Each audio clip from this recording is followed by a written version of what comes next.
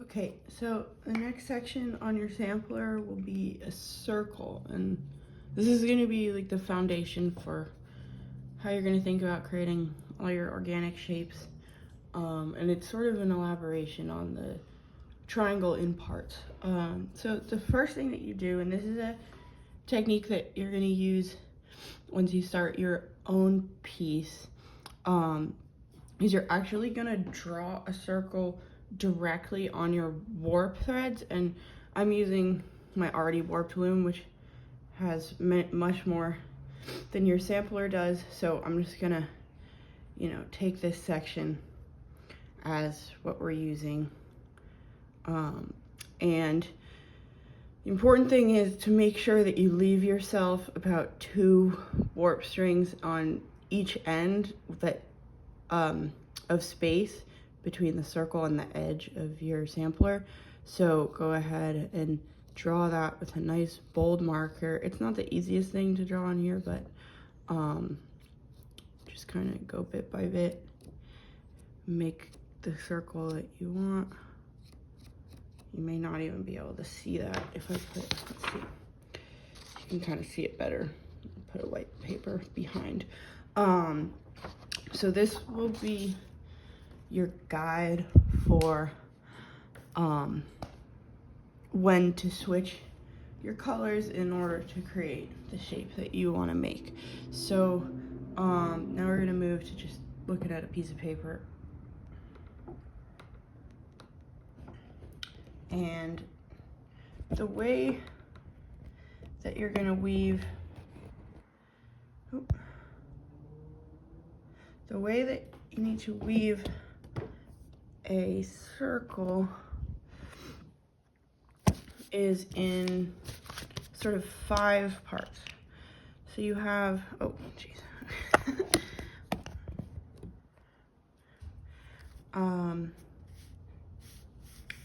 So here's the edge of your tapestry. And so basically, so this is what you've woven so far, that's that edge. So you've drawn your circle in,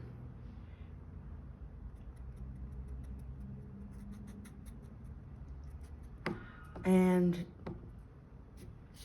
how we're gonna weave this is you can weave across like we've been doing until you hit the bottom of that circle, but then you can see your shape split in 2. So you're gonna have to pick a side and weave up the side like a triangle, and until you get to the center before it starts to curve back in.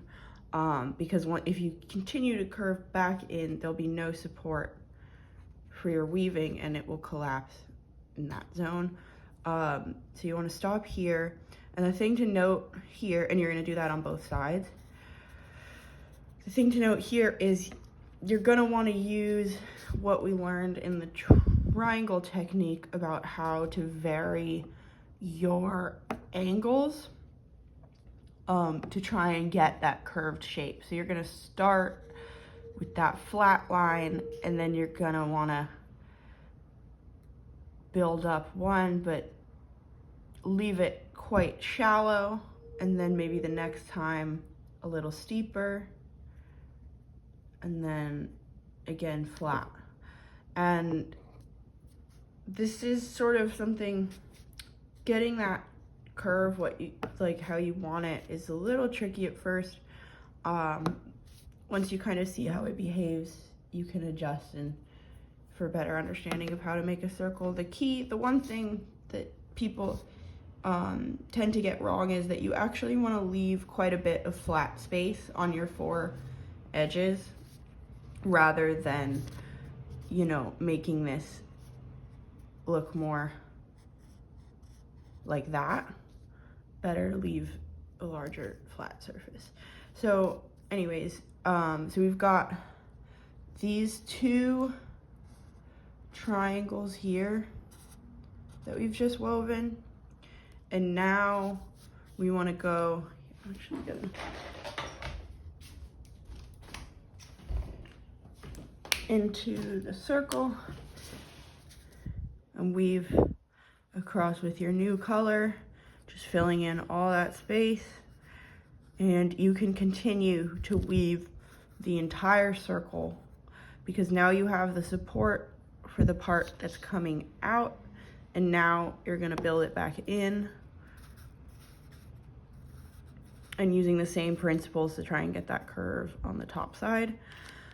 And then once you've done that, you can go ahead and fill in the rest on this side and on this side, and then just join them in the middle and do a couple rows. So yeah, once again, your parts that you're working in is 1, 2, 3, 4, and 5. Yep, and that's a circle. Then after that, that's kind of it for what we're gonna do with blocky shapes. And now we're gonna move on to what's called pick and pick techniques, which are some really fun ways to create some really beautiful patterns. Okay, so what we're gonna start with is just a really simple technique of using 2 colors in tandem. Oh, shoot.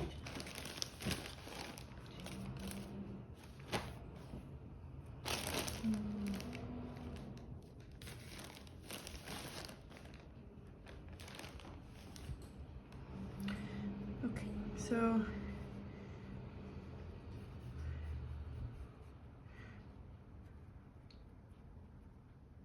we are gonna enter 1 thread in. I'm just gonna use this kind of area as sampling space. It's a nice plain part underneath.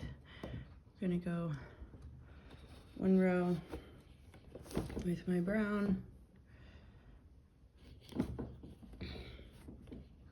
Leave it hanging there. 1 row with my white. It doesn't matter if you enter it going the same direction or the opposite. They're gonna kind of be crossing over each other either way. So go ahead and throw that back. I'm just gonna go 1 row with 1 color, 1 row with the other, and then I'm gonna pick up my brown again.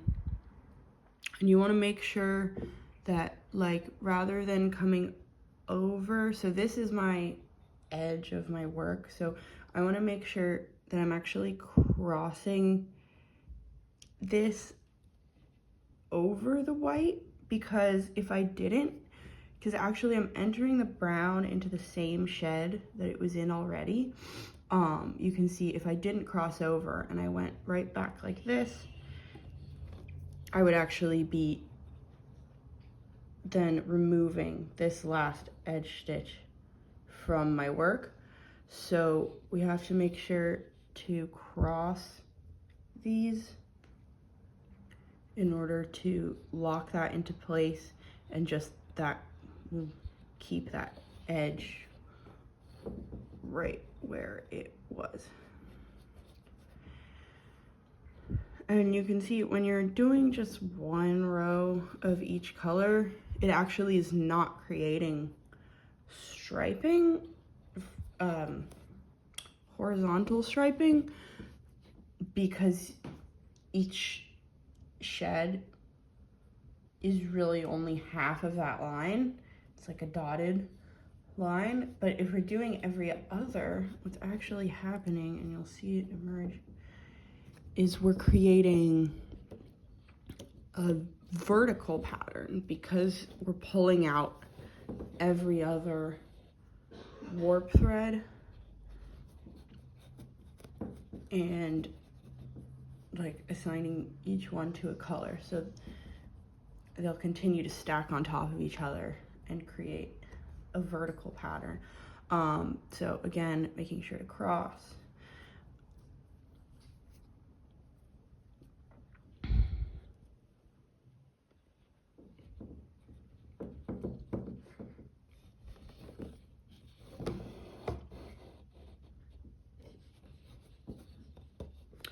Right, and you can just keep doing this until you feel good about it, or you know, if you really want to see the pattern through until a length that you feel happy about.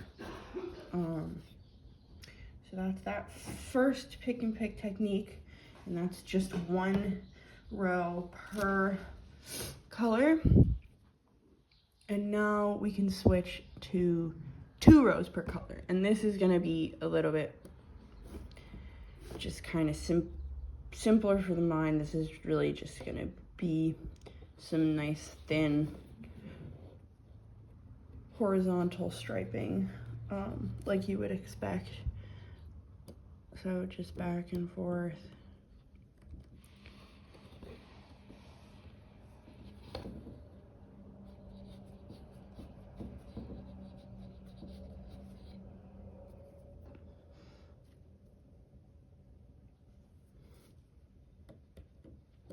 And you can actually experiment, you know, if you want to just do a few thin stripes, or if you want to vary the width of the stripes, you know, go twice one time, 3 times the next, 4 times the next, you know, kind of it'll create almost like an ombre effect.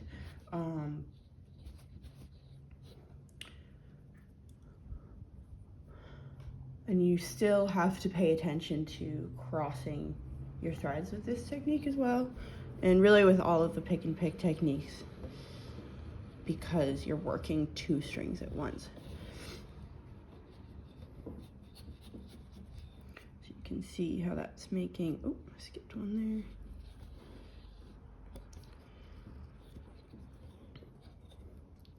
Just making your horizontal stripes.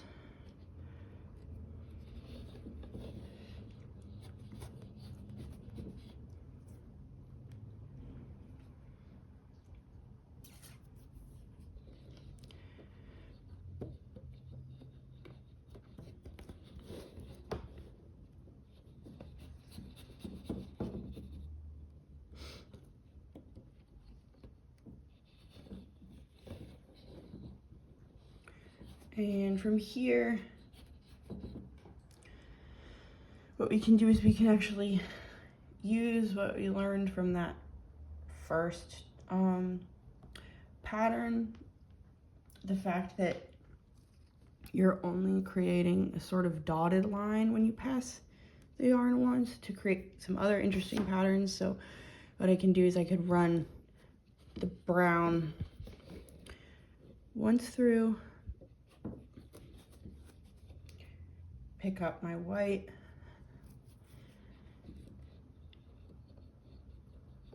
and pass it twice, once back and once forth. Oh, and here I almost made a mistake. So, and in this situation,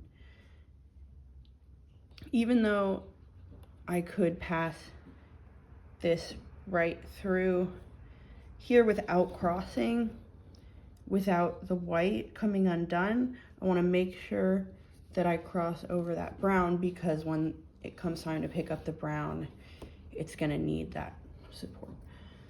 So we're going to cross that.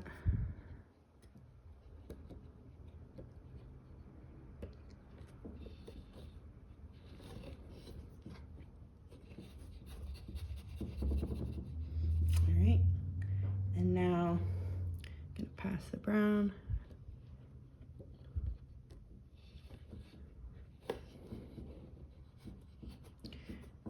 And this is going to create a really nice, like, alternating kind of dotted pattern, and you'll see it emerge, I think, right after this row.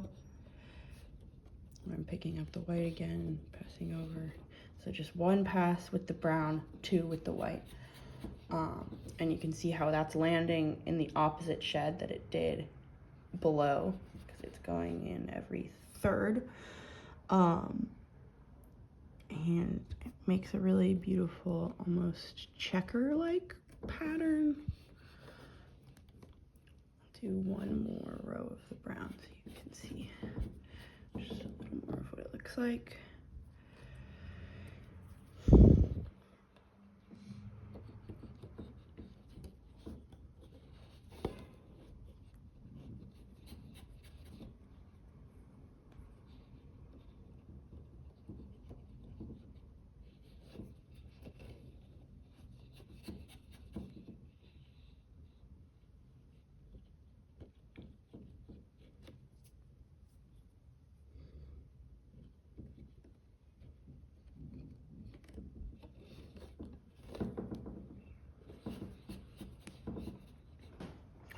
All right, so there's your third pattern.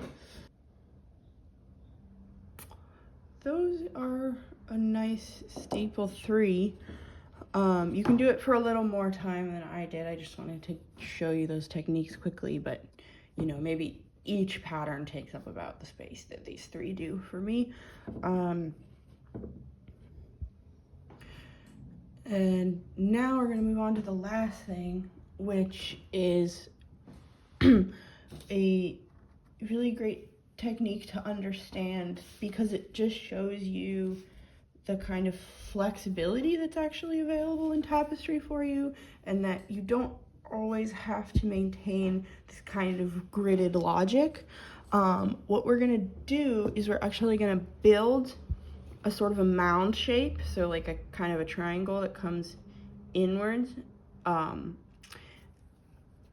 first. So I'm just gonna use my white as my base color. I'll just do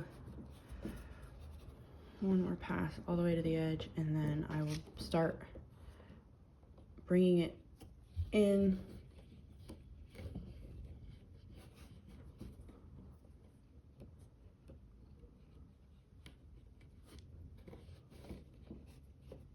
And I think I'm gonna want to give it a little bit of height, so I'm gonna pass twice on each warp string before moving closer into the center. Run out there, so I'm just gonna tuck that behind.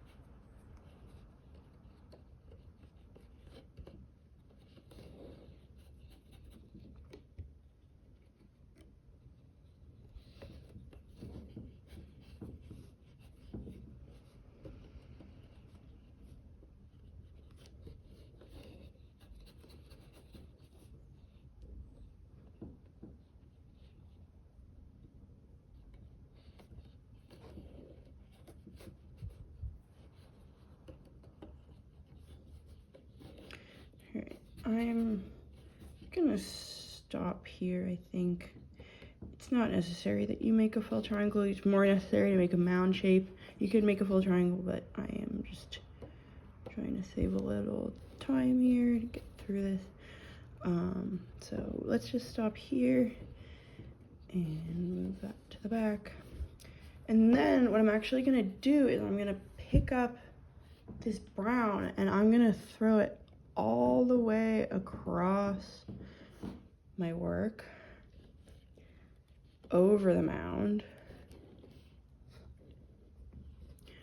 and kind of tuck it in there.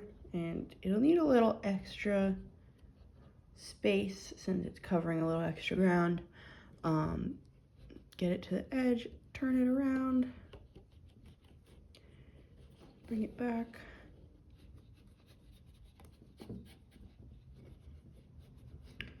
And maybe I'll pass it one more time, just so that that line is nice and clear.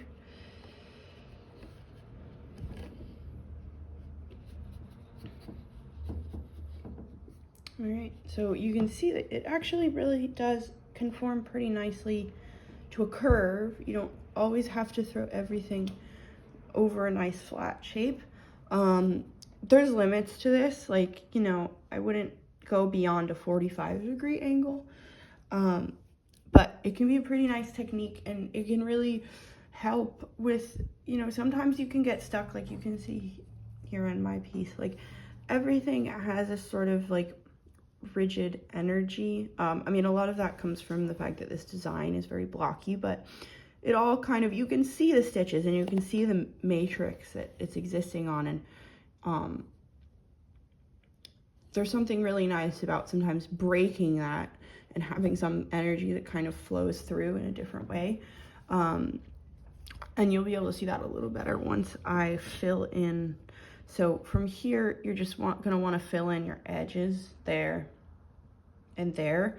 And you can even do it, you could do it with 2 pieces of string on either side, kind of like how we did the circle. But just to kind of show you the ways that you can like be a little bit more free about how you're working, what I'm gonna do is I'm going to fill in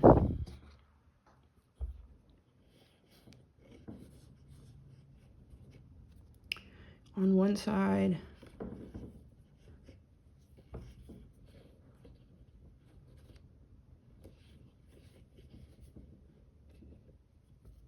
and I'm kind of, you know, I'm remembering that I went 2 up on each thread, but I'm also just kind of feeling out whether I think I need to move over or if I need to fill in a little more space there. So it's a mixture of knowing what you did and then also just really using your sight and your touch to feel out what's needed.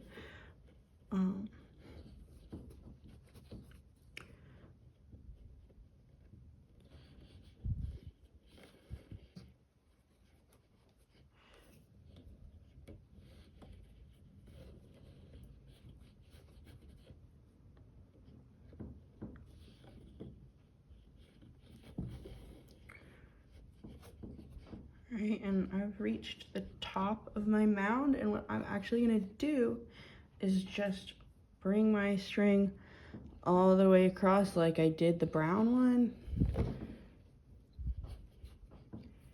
till I reach the other corner, and then start weaving in the same way, weaving that kind of triangle shape that is counteracting the mound.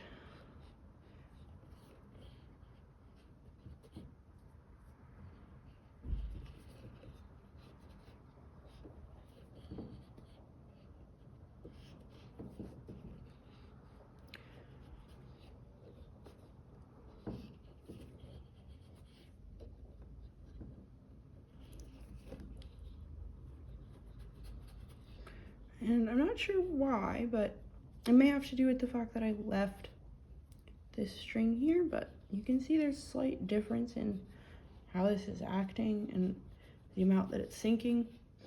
You know, if I was being a little more careful, I might think more about that, but right now we're just kind of seeing what happens, so I'm not worried.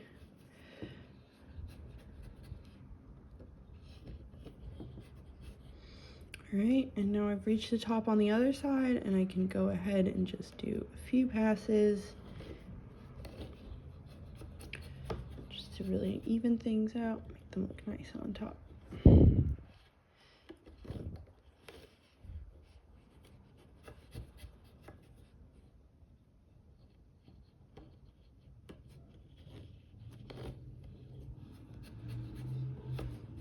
All right, and you're done.